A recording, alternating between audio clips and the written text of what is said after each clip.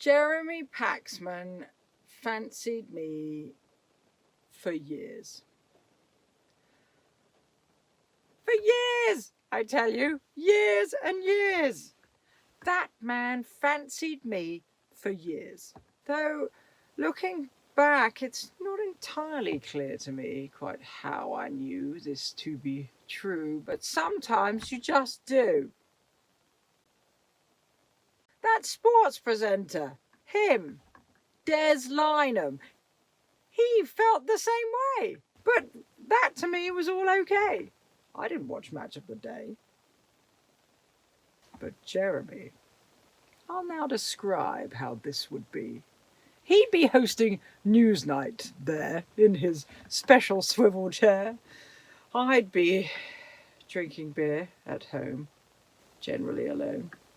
Just tuning in to see how he might, in that edition of Newsnight, tell me that he fancied me.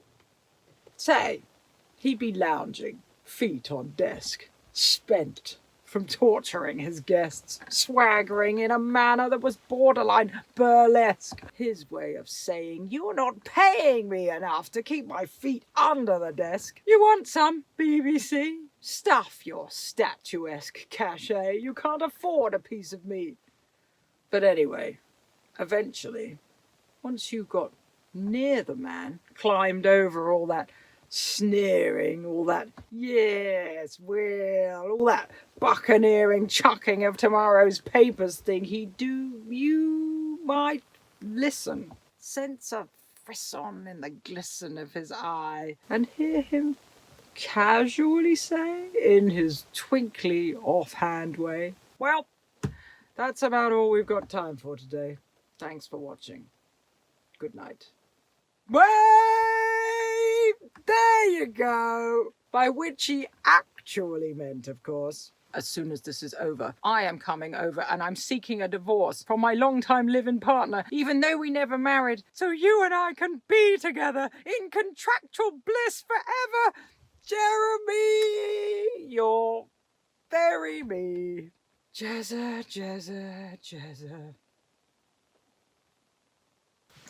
It's universally acknowledged that if you're going to be a college grilled to death by Jez on Universal largely challenged with a 10-point question on phalangism, say, you ought to know that all that hassling of the teams he'd do was just another way he'd say to me, "I fancy you." He didn't have to rush contestants. They weren't going anywhere. All of this was code for, "Isobel, I like your hair. I love that cardigan you wear." All that, "Come on, Brasenose. Come on, Gonville. And you, Keys. Get a move on, Corpus Christi. Hurry up, Jesus. Please. You can't hurry Jesus. No. You just have to wait. It was getting hard to watch him driven to this frenzied state, where we'd lost all track of time. It seemed cruel to carry on just watching all his TV shows like some pervy weird voyeur committing some perv love crime. I turned him off for years, but only in one sense, I fear.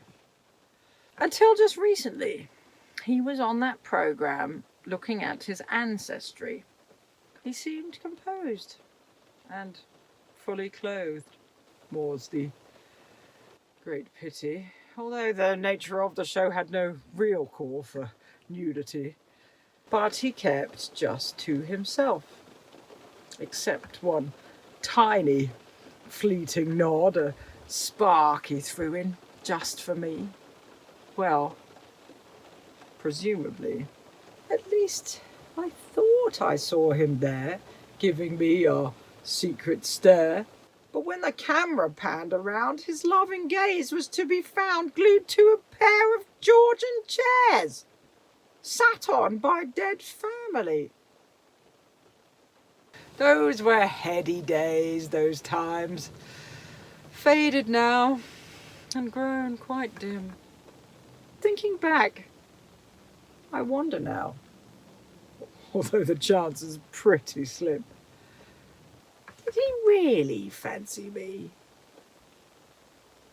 Or did I just fancy him?